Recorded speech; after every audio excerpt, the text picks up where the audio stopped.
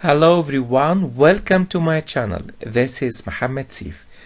أهلا بيكم ومع درس جديد. درسنا النهاردة هو شرح قصيدة Composed upon Westminster Bridge by William Wordsworth. القصيدة دي مقررة على الصف الثالث الإعدادي لغات. اشترك في القناة وفعل زر الجرس عشان كل الدروس الجديدة توصل لك. يلا بينا نبدأ درسنا. Our poem today was written by William Wordsworth.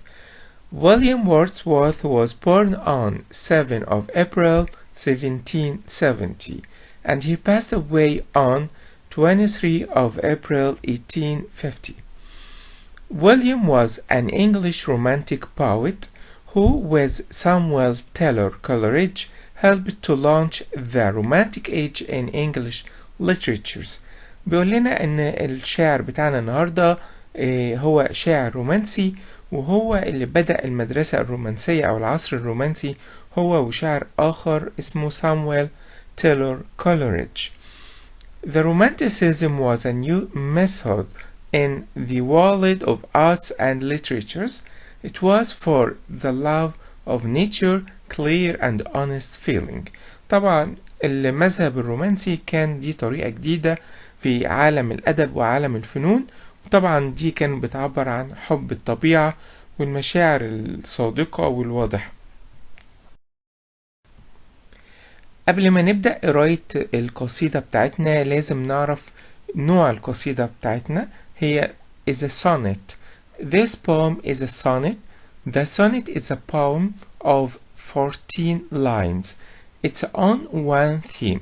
بيقول لنا السونت دي عبارة عن قصيدة مكونة من 14 بيت وبتكون عن موضوع واحد بس. بيقول لنا كمان this poem is a typical example. دي نموذج of a romanticism للشعر الرومانسي. As the poet shows his great love for nature. الشاعر هنا بيوضح لنا حبه العظيم للطبيعة، وطبعا ده هنشوفه من معنى القصيدة. هو بيوصف لنا مشهد كامل هو عاشه على كوبري ويستمنستر في لندن، وده هيظهر قد ايه هو بيحب الطبيعة. كمان the alone on the bridge وكان لوحده. describe a personal experience وبيوصف لنا في المشهد ده تجربة شخصية. وده باين جدا كمان من عنوان السونت او البوم بتاعتنا. عنوانها composed upon Westminster Bridge، يعني اللحظة دي او السونت دي اتألفت على او فوق كوبري ويستمنستر بلندن سبتمبر 3 1802. وكمان كاتب لنا تاريخ اللحظة دي اللي هو الثالث من سبتمبر سنة 1802. يلا بينا نقرأ قصيدتنا.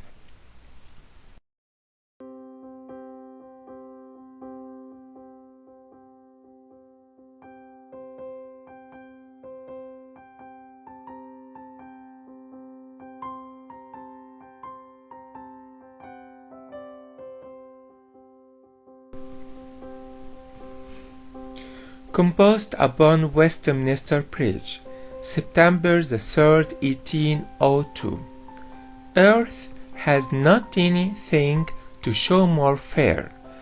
Dull would he be of soul who could pass by, a sight so touching in its majesty. The city now doth, like a garment to wear, the beauty of the morning. Silent bare ships, towers doomed, theatres and temples lie, open unto the fields and to the sky, all bright and glittering in the smokeless air. Never did sun more beautiful steep in his first splendor, valley, rock or hill. Nor so I never felt a calm so deep. The river glideth at his own sweet will. Dear God, the very houses seem asleep, and all that mighty heart is lying still. خلونا نبدأ بقراءة النيو vocabulary للكلمات الصعبة بالنسبة لنا في القصيدة. Fair means beautiful. جميل. dull means unhappy يعني غير سعيد أو كئيب.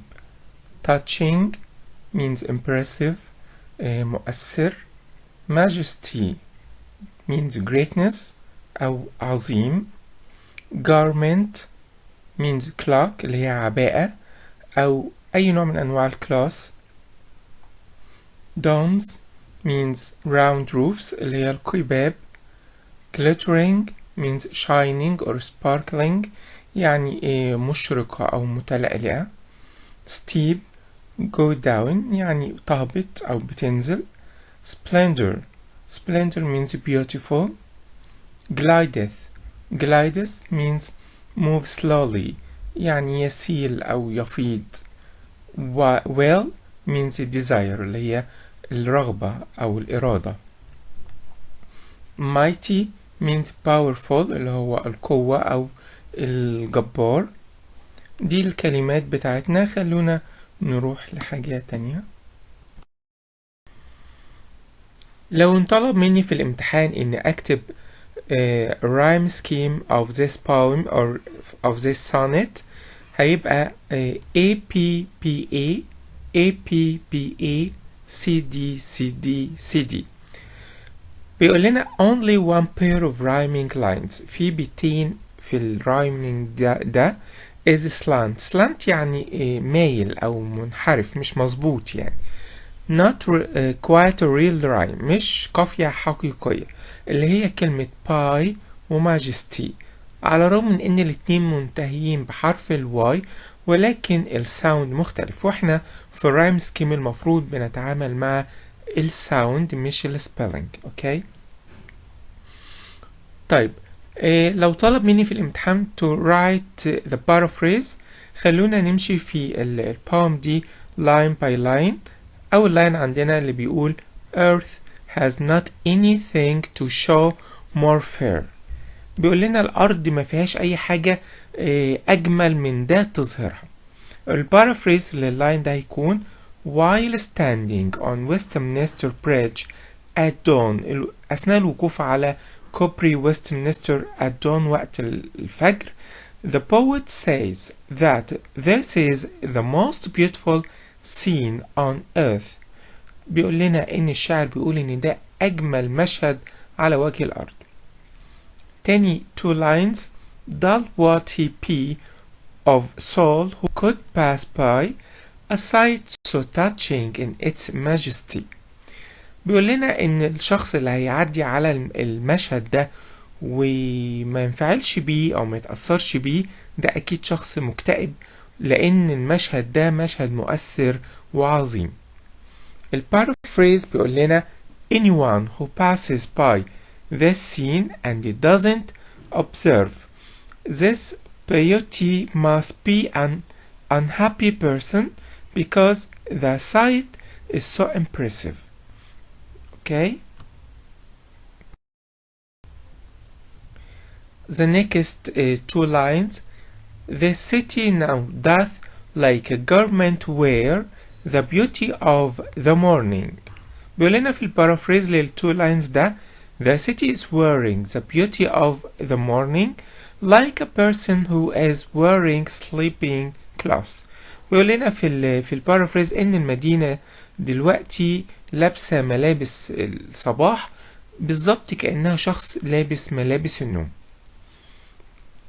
التو لاينز اللي بعد كده silent purr ships towers domes theaters and temples lie open unto the fields and to the sky. في البارافريز ممكن نقول man-made objects يعني الحاجات اللي صنعها إنسان like ships, towers, tombs, theaters and temples are connected in a beautiful harmony with God-made objects. بيقول الحاجات دي اللي صنعها الإنسان بتتربط بسيمفونية جميلة أو بتناغم جميل مع الأشياء اللي صنعها الإله like fields and the sky. Next line all bright and glittering in the smokeless air. بيقول لنا في البارافريز they are يقصد كل الحاجات اللي ذكرها قبل كده، سواء man made objects أو God made objects. الحاجات دي كلها are shining brightly in the pure air، في الهواء النقي، بتلمع وبتشرق بلمعان في الهواء النقي اللي ما فيهوش دخان.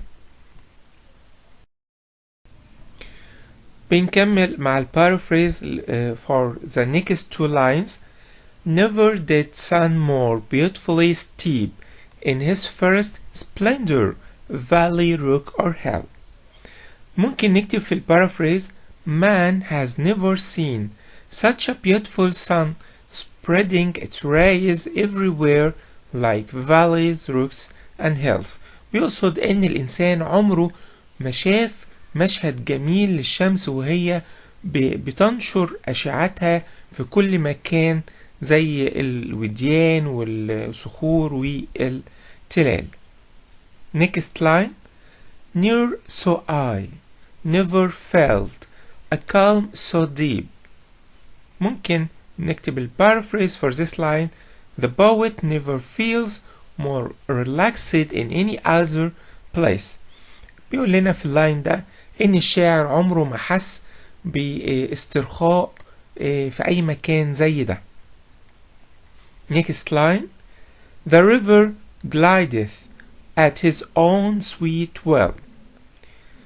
بيقول لنا في البارaphrase even the river flows on its own way and its own well. بيقول لنا ان حتى النهر مع المشهد الجميل ده بيفيض في طريقه حسب إرادته its own well أو حسب رغبته. The last two lines آخر بيتين. Dear God, the very houses seem asleep and all that mighty heart is lying still. بيقول في البارaphrase Dear God أيها الرب all the houses seem asleep. كل البيوت تبدو نائمة في اللحظة دي طبعا. And so does the powerful machines in the factory. وحتى كمان ال powerful machine اللي هو في الأبيات بيقول لنا that mighty heart البيت القلب الجبار ده يقصد بها الآلات أو الماكينات الموجودة في المصانع. حتى الماكينات الجبارة أو القوية دي هي كمان sleep. ودلوقتي مع figures of speech الصور الجمالية اللي الشاعر استخدمها. عندي في أول line Earth has not anything to show more fair. طبعا الأرض ما عندهاش أي حاجة تعرضها أجمل من كده. عندي في اللاين ده صورة اللي هي personification تشخيص. The poet gives the earth the image of a person who display things. في صورة personification دي الشاعر ادى الأرض صورة شخص بيعرض حاجات، بيوري الناس حاجات. في اللاين اللي بيقول لنا فيه This city now doth like a garment wear the beauty of the morning. المدينة دلوقتي لابسة عباءة الصباح الجميل. عندي في اللاين أو two lines ده simile صورة تشبيه. The poet likens الشاعر شبه the beauty of the morning شبه لنا جمال الصباح to a garment وكأنه عباءة بتتلبس. في نفس التو لاينز عندي صورة تانية كمان. الصورة التانية personification تشخيص. الصورة دي the poet gives the city the image of a person. الشاعر في الصورة دي ادى المدينة صورة شخص who is wearing a garment شخص بيلبس أو لابس عباءة. بنكمل مع figures of speech. عندي في البيت الثالث من تحت The river glideth at his own sweet well. النهر بيفيض بمشيئته أو برغبته. في الصورة دي أو في اللاين ده عندي personification. The poet gives the river the image of a person who has a well. الشاعر ادى النهر صورة انسان او شخص عنده رغبة او عنده ارادة. في اللاين اللي قبل الاخير Dear God, the very houses seem asleep. houses seem asleep البيوت تبدو نائمة. في هنا في اللاين ده عندي personification تشخيص. The poet gives the houses the image of sleeping people. الشاعر ادى البيوت وصورة ناس نائمة. في اللاين الأخير اللي بيقول لنا فيه All that mighty heart is lying still. حتى القلب الجبار ده اللي يقصد بيها الماكينات اللي في المصانع is lying هي كمان ما زالت نائمة. هنا في اللاين ده عندي metaphor استعارة بيقول لنا فيها ان the poet gives the machines الشاعر الآلات in the factories اللي موجودة في المصانع the image of hearts of a body اداهم صورة قلوب موجودة في أجساد.